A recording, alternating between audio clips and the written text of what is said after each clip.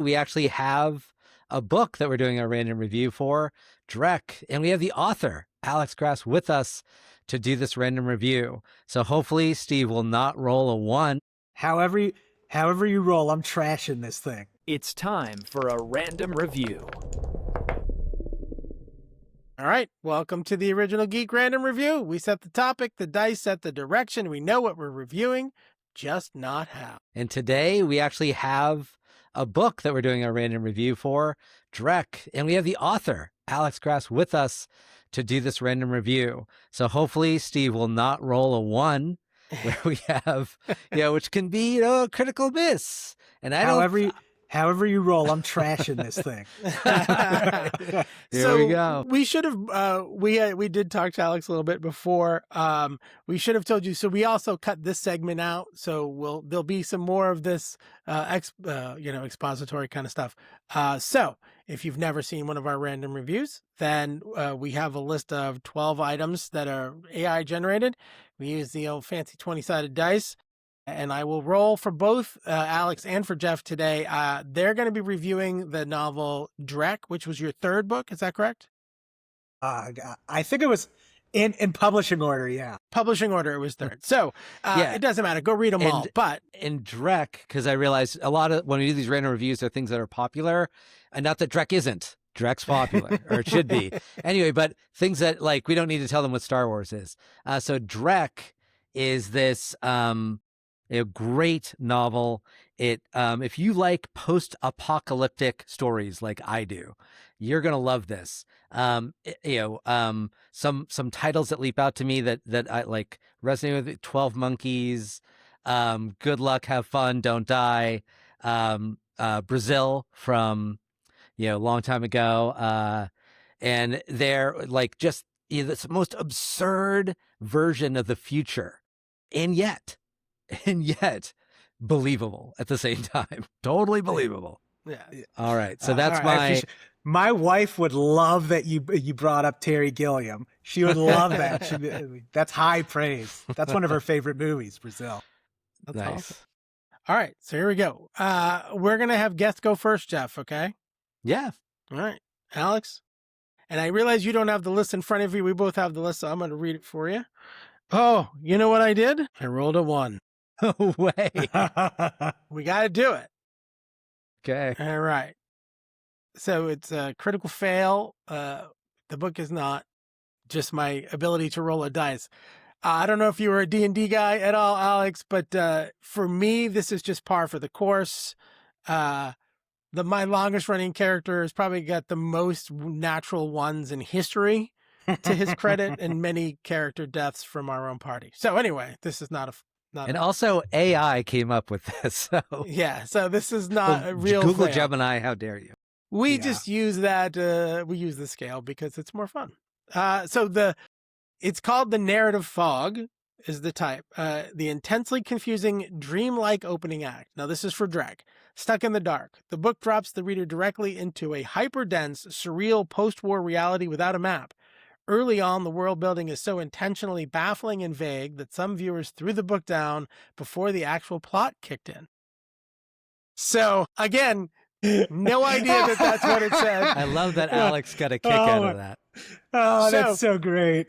So, again, no idea what was on the screen until I just rolled it. I quite honestly don't read these in advance, so I don't know what they are. So, I will have something to say after you guys talk. I know I haven't read Drek, but I think there's some stuff in here that's more than just your actual plot, that there's some plot trips. Anyway, so Alex, what do you think of that review? I feel AI's vindicated itself. Now feel completely free to disagree, and as the voice who wrote, listen, it's I'll give it this. AI recognizes like patterns, okay, or at least trends, and I hate to reduce myself to that, but there's definitely a sense of like in many of the stories, there's a sense of like the intermediary state between reality and the unreal, and so. Yeah, it's foggy as shit. You know, it's you're sort of like grasping at straws, trying to pull together what the future looks like. And, this is something that like maybe I'm not super aware of because when you're the writer, you're done writing it and you know everything that's going on. But I've definitely been on the other side where I'm reading a book and I'm just like, okay, let's see, what's happening here. I don't know, but So look, I'm going to give it a hard disagree. Oh, I was going to say, before you do that, because I'm going to do this as from the voice of ignorance in terms of the actual book itself. And I will also disagree. And I'll say that as a tool provides the reader. And if people did throw it down, that's on them, right? When you have a tool that you use like that, when you bring someone into the middle of a confusing situation, regardless of the actual story behind it, you've obviously done that for a purpose. You've done this because you want the reader to feel what the character is feeling. Because my guess is this character also is very confused and very, trying to figure out what's happening at this point in time. And so I think if people do throw a book down because it doesn't this is part of our culture because, we are Gen X.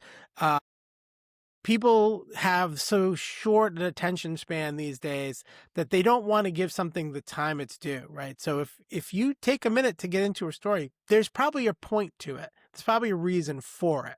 So I know Jeff's going to have some more specific stuff to talk about, but I just wanted, before he went on, because I didn't want to play off anything you said, that seems to me like a really bad way to read a book. If you're going to read the book, you should be digging, the way the story is being presented. It's like watching a movie we just did a Spielberg episode. It's like watching a Spielberg movie and go, I liked everything except the way Spielberg directs. Like, well, then why would you watch the movie? It's not like you want to see their perspective. That's the point.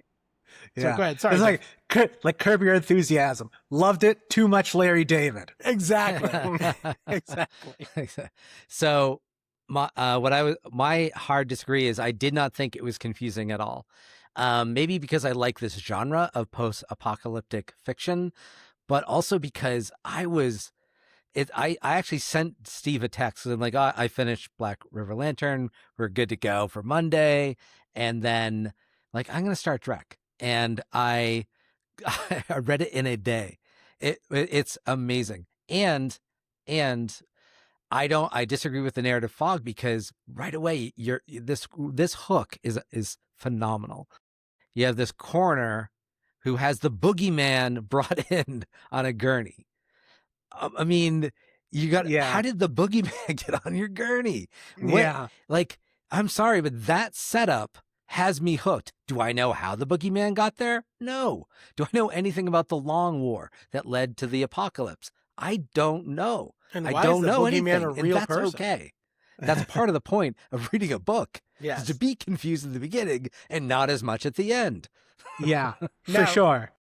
You don't know my family, Alex, but we just had this conversation last week. It's like watching a movie with my mother. Literally, it'll fade in, and there's a person stabbing another person, and she asks like 9 questions. Who is that? Yeah. Why is he doing that? Who is that? Why is that? Like, you don't need to know. Watch the movie. That's the point. Read the book. That's the point. You're describing every mother. You're Yes, describing everybody. Just who is true. that? Why are they doing it? Why are they wearing that? Yeah. It's like, doesn't someone tell them what they're doing is wrong? You're gonna miss the whole thing, But it's save Q&A for the close. Yes. Awesome. So, you guys ready for number me. 2? Ready, Jeff? All right. I'm not going to roll another one. I'm not going to let it be another one. That's a 13. This is a knowledge history check for the Long War Scars. The piecemeal history of how society fell apart. A grounded dystopia. Grass brilliantly handles the backstory.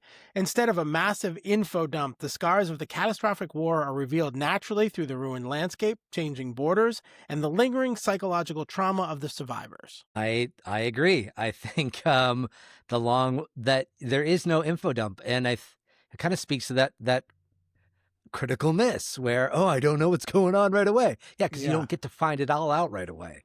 Yeah.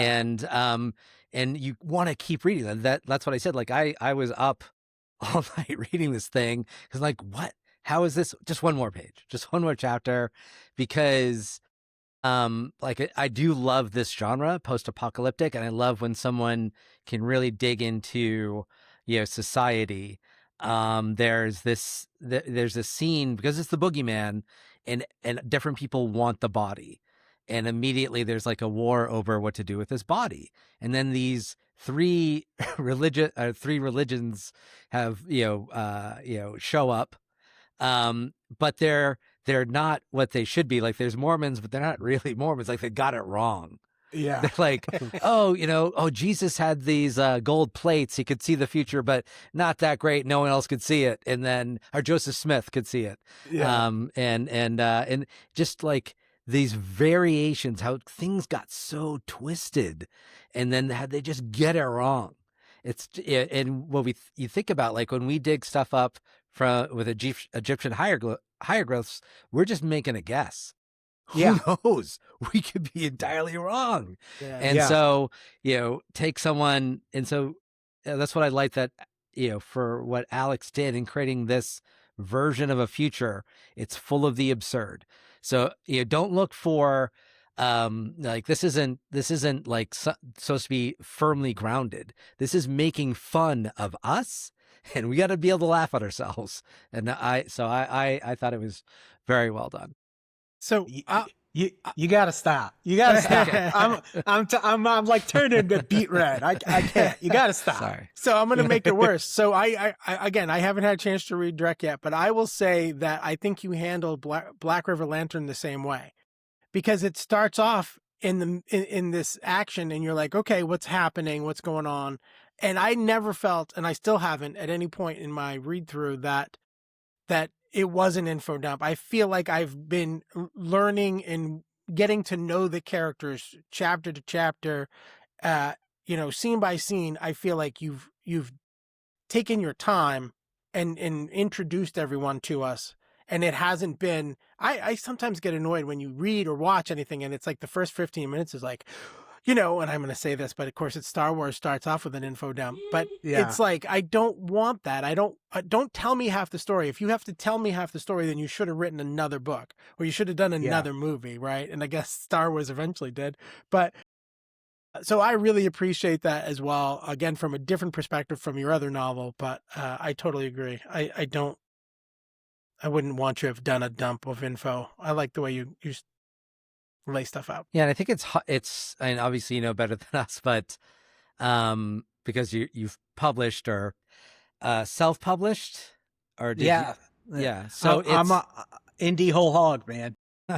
So, but still, and we can that's something I do want to touch in our evolution segment, but I think what a lot of writers struggle with is not doing the info dump.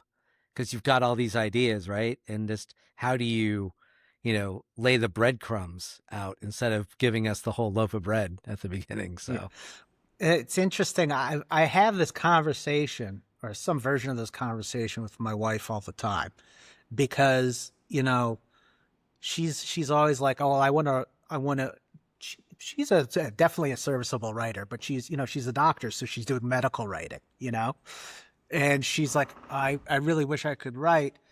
And I said, like, the biggest problem, and I realize I see it, in her writing too, is people don't write the way that they talk or think. And that's how you want to be writing.